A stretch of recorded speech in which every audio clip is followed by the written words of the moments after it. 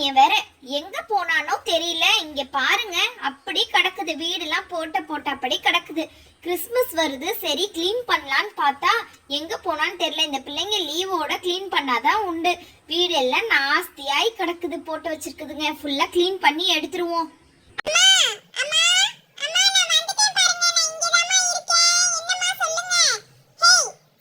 நீ வந்து இந்த சோஃபா கொஞ்சம் ஒரு கை பிடுறா, நம்ம 2 பேரும் சேர்ந்து தூக்கிடலாம்.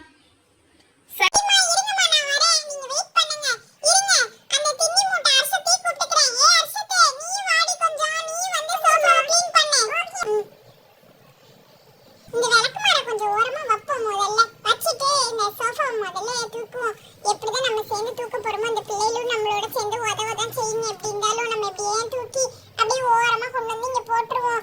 அப்பா சரியான வீட்டு சோஃபா இப்படி ஓரமா கிடக்கட்டும். வீட்டுல உள்ள ஜாமாவை எல்லாம் எடுத்து கொண்டு வந்து இப்படிதான் போடணும்.